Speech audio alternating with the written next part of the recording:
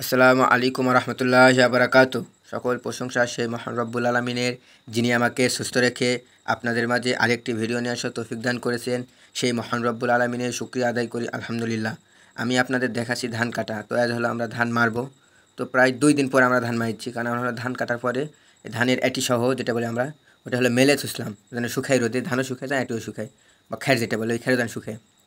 তো আমাদের 2 দিন পরে আমাদের ধান যথেষ্ট পরিমাণ শুকাইছে, বা খ্যারটা এটি সহ ওটাও শুকাইছে, আলহামদুলিল্লাহ ভালোই শুকাইছে। তো আমি প্রথমে করে নিচ্ছি হলো যেখানে ধান গুছিয়ে রাখবো ওই জায়গাটা আগে প্রস্তুত করে নিছি। নেওয়ার পরে ধান গুছিয়ে রাখছি, তারপরে মানে রাখার পরে কিন্তু ধান ধরতে পারবো, যেটা মারতে পারবো যেটা বলি আমরা। তো তারপরে আমি হলো মেশিন নিয়ে এসে মানে সেট আপ করে নিচ্ছি, কারণ সেট আপ করার পরে কিন্তু ধরতে পারবো। তো সেট আপ করার পরে আমরা হলো ধরবো। তো আমরা হলো এই মেশিনের নাম হলো স্যারসারি মেশিন বলি আমাদের এখানে। তো আমরা স্যারসারি বলেই চিনি, তার নাম অন্য কিছু থাকতে পারে। তো এই মেশিনে ধরবো। তো আমাদের এখানে বঙ্গা যেটা বলে ওইটার চলন নেই, বা ওটাতে ধরেও না কেউ। তো আমার মনে হয় বঙ্গাতে ধরলে একটু খ্যার যেটা ওইটা মনে হয় নষ্ট বেশি হয়, কারণ ফলন কম হয়, আমার যেটা ধারণা। তো তা আমি কোনো দিন করি না, তো এই সম্পর্কে আমি তেমন বলতেও পারছি না আসলে কী তাই হয়, কিন্তু আমি যা ভাবি বা আমি যা দেখি তাই মনে হয় আমার কাছে। তো আমরা সাইড সাইডে ধরি। তো মানে এটাও যে আমরা অ্যাটিচারটা করছি বা যেটা আমাদের খ্যার হয়েছে, এটাও বঙ্গা দেওয়া মারা যাবে, কিন্তু আমরা বঙ্গা দেওয়াই নেই। কারণ বঙ্গা দেয় আমি জানি যেগুলো মারে সেগুলো একটু হলো খাটো সাইজ হয়, মানে একটু উঁচাতে ধান কাটে, মানে শীষ যেটা নেই সেটা বঙ্গা দেয় মারতে মনে হয় সুবিধা হয়, বা আমি যা জানি এটাই তারা বলে লোকেরা। তোমাদের পাশে এলাকায় ওগুলো তো বঙ্গা দিয়ে মারি, কিন্তু আমরা এইটাতে মারি। কারণ আমরা হলো ধান কাটি একবারে গোড়া ফেলে যেটা বলি, মানে সম্পূর্ণটা আমরা দিই, কারণ আমরা হলো আমাদের গরু আছে। কারণ আমাদের গরু তো খেলে লাগবে, কারণ আমাদের ঘাস এই বর্ষার সিজনে আমাদের ঘাস নষ্ট হয়ে যায়, আমরা তেমন ঘাস খিলাতে পাই না, তখন আমরা হলো এই খেরটা খিলাই। তো এই কারণে আমরা হলো এটা দেয় মেরি, আর এই কারণে আমরা লম্বা করে ধানও কাটি। আর লম্বা করে ধান কাটলে আমাদের খ্যার একটু বেশি হয়, কিন্তু এটাতে মানে ম্যাটতে একটু সময় বেশি লাগে, একটু কষ্টও হয়। তো আমাদের কষ্ট এমনিতেও করা লাগবে, কারণ আমাদের কাজটা হলো কষ্টের। আমাদের কাজ তো তেমন আরামেরও না, বসে থাকা কাজ না, সুখেরও না। আমাদের কাজগুলাই হলো কষ্টের। কৃষি কাজ মানে যত ধরনের কৃষি বিষয়ে যেগুলো কাজ আছে সব কাজই কষ্টের, মানে একটু কম বেশি আছে কষ্টের ভিতরে, কিন্তু এই কাজটার বেশি কষ্ট আমার মনে হয়। গরু পালন করা, গরুর নামে ঘাস সংগ্রহ করা, এই ধান চাষ করা, ভুট্টা চাষ করা, মানে কৃষি টাইপের যেগুলো আছে, উদ্ভিদ যেগুলো হয়, এগুলো বেশি কষ্ট। কিন্তু আমাদের কাজটা কষ্ট, আমাদের বলেও তো লাভ নেই। তো আল্লাহ সুবহানাহু ওয়া তাআলার দয়াতে আমাদের সুস্থতাই কামনা করি, কারণ আমরা সুস্থ থাকলে আমাদের কাজ করতে পারি, সুস্থ না থাকলে আমাদের কাজ করতে পারবো না। তো আমি হলো ভিডিও মানে আপনাদের আপলোড দিতে একটু দেরি হচ্ছে, কারণ আমি হলো এই ধান কাটার পর একটু অসুস্থ হয়ে গেছিলাম, মানে একটু জ্বর হয়েছিল, জ্বরের কারণে আমি আপনাদের ভিডিও দিতে পারি না তেমন। তো আজ হলে একটু আরাম পাইছি। তো ভাবলাম আজ হলে আজকে দেওয়া যায়, কারণ দীর্ঘ 2 দিন প্রায় আমি আপনাদের ভিডিও দিতে পারিনি কোনো প্রকারে না।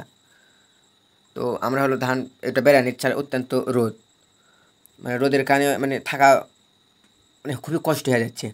তো আমরা খুবই কষ্ট করার পরে আমরা হয়তো মেরে নিচ্ছি বা বেড়ে নিচ্ছি ধানটা। নেওয়ার পরে আমরা হলো একটু পানি টানি খাবো, একটু রেস্ট করবো, তারপরে এখানে আমরা হলো বস্তা প্যাকেট করবো, তারপরে এখানে আমাদের রিয়াজে রাখবো, তারপর এখানে বাসাতে যাবে। তো বেড়ানোর পরে আমরা হলো এখানে রেস্ট করবো একটু, কারণ রেস্ট না করলে কাজ করা মুশকিল হয়ে গেছে। অত্যন্ত তাপমাত্রাও মানে বেশি, আর গরম, বাতাস তেমন হচ্ছে না। আর আমাদের ধানটা হলো বিলেতে মানে পাথরের সবচেয়ে আগর, মানে আমাদের ভিড়ের চারিধারে যদি একটু চুয়া থাকতো বা ফাঁকা থাকতো, তাহলে একটু বাতাসও লাগতো বা একটু আরাম পাওয়া যেত। কিন্তু আমাদের ভিউটা বিলের মধ্যে, মানে আমাদের ভিউটা সব ফার্স্ট কাটা হচ্ছে বিলের মধ্যে। এখানে সিপার ভিতর সেটা বলি, বা ঘুণ যেটা আমাদের একটা ভাষায় বলি, ঘুণের ভিতরে পড়ে গেছি আমরা। তো আমাদের মানে মানে রেস্ট টেস্ট করার পরে আমরা মেশিন মানে ওখানে থেয়ে গেছিলাম, মানে এত পরিমাণ গরম লাগছে। তো ভাবলাম হলো রেস্ট টেস্ট করার পরে কেন আমরা হলো একটু পরিষ্কার করে নেবো। তো আমরা ধান ধরার সময় বা মারার সময় একটু ঝেঁট দেওয়া নিছি। তো নেওয়ার পরেও মানে যেগুলোতে ঝেঁট দেওয়া যায় না, যেমন মেশিনের সাইডে ঝেঁট দেওয়া যায় না, ওখানে তো ঝেঁট দিতে পারবে না। তো ওগুলো একটু পরিষ্কার টরিষ্কার করার পরে আমরা হলো বস্তা প্যাকেট করে নেব। তো পরিষ্কার করা মানে মোটামুটি পরিষ্কার হয়েছিল, মানে ঝেঁট দেওয়ার কারণে পুনরায় পরিষ্কার হয়ে গেছে। তো আর অল্প একটু মানে পরিষ্কার করা লাগবে, পরিষ্কার করার পরে আমরা হলো বস্তা প্যাকেট করে নিচ্ছি। তো কিন্তু আমাদের ধানের কালারটা মার্শাল্লাহ খুব ভালো হয়েছে, ধানটাও ভালো হয়েছিল, কিন্তু ইঁদুরে আমাদের ফলন যেটা ওটা নষ্ট করে হয়েছে। মানে কথায় আছে না, লাভের ভাগ বলে টিয়া খায়, সেটা হয়েছে আমাদের। আমরা একটু আগর লাগাইছি একটু, মানে যেন ফলন বেশি হয়, তারপরে আপনার হলো আগর যে কোনো সবজি বা ফসল আবাদ করতে পারি, এই কারণে আমরা লাগাইছি। কিন্তু আগর লাগাই তো বড় ধরা খেয়ে গেছি, কারণ ইঁদুরে এত পরিমাণ কাটছে।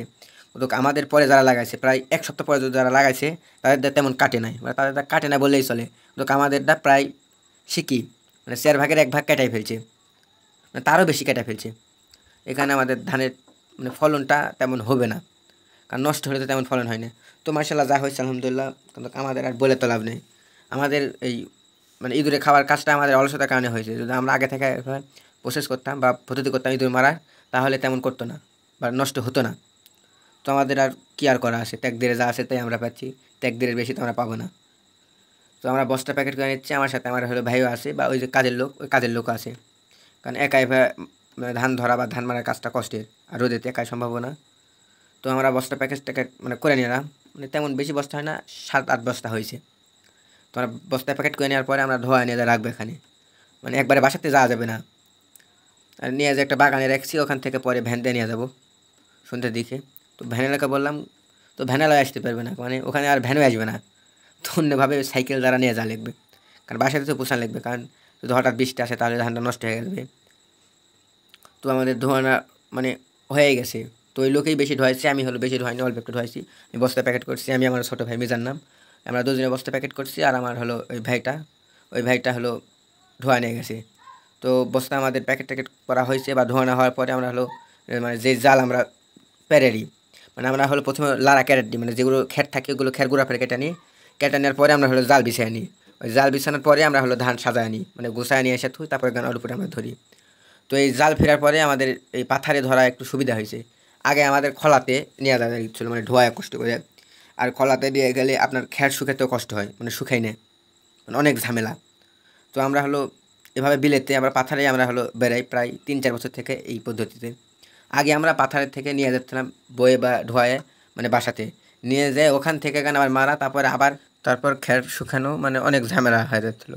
তো যখন থেকে এই জালটা ফিরলো, তো তারপর থেকে আলহামদুলিল্লাহ আমাদের ভালোই উপকার হয়। মানে এইভাবে আমরা তখন হলো পাথারেই ধানটা ধরতে পারি, তারপরে বাসাতে নিয়ে আসি। তো নিয়ে আসার পরে এটা আমাদের কষ্ট কম হয়, মানে পাথারে এই খ্যাটটা শুকাতে ভালো হয় বা শুকায়ও ভালো। আর বাসাতে তেমন এদিকে মানে জায়গা, মানে বাসা বাড়ির তো জায়গা কম হয় স্বাভাবিকভাবে, এদিকে শুকানো মানে খ্যাট শুকায়ও কম বা শুকানো ঝামেলা। তো ওই জাল ফেরার পরে আমরা প্রায় 4 বছর হচ্ছে, 4 বছর থেকে আমরা হলো পাথারেই এইভাবেই ধান মেরে একবার বাসাতে নিয়ে আসি। তো এটা হলো সুবিধা হয়। তো আমাদের হলো ধান ওটা হলো ধোয়ানোর পরে আমরা হলো ধান মানে যে জালটা আমরা পাইছিলাম ধান মারার জন্যে, তো জালটা গুছিয়ে নিচ্ছি। তো গুছিয়ে নেওয়ার পরে এটা হলো আমরা চলে যাবো বাসাতে। তো আমরা প্রায় ধান ধরতে এসেছিলাম 10টার দিকে, তো এখন বেজে গেছে প্রায় 2টে। আর শরীরও ক্লান্ত হয়ে গেছে, এত পরিমাণ রোদ, আর হঠাৎ রোদ প্রায়, মানে দীর্ঘ অনেক দিন বৃষ্টির পরে 3 থেকে 4 দিন থেকে এরকম খরা হচ্ছে বা রোদ হচ্ছে যেটা বলি। তো রোদের কারণে আমাদের রোদেরও প্রয়োজন, মানে রোদ হলে কারণে আমরা ধান কাটতে পারবো। তো আল্লাহ তাআলা যেটা করে সেটাই আলহামদুলিল্লাহ ভালো। আর সকলে আমার জন্য দোয়া করবেন। আসসালামু আলাইকুম ওয়া রাহমাতুল্লাহি ওয়া বারাকাতুহু।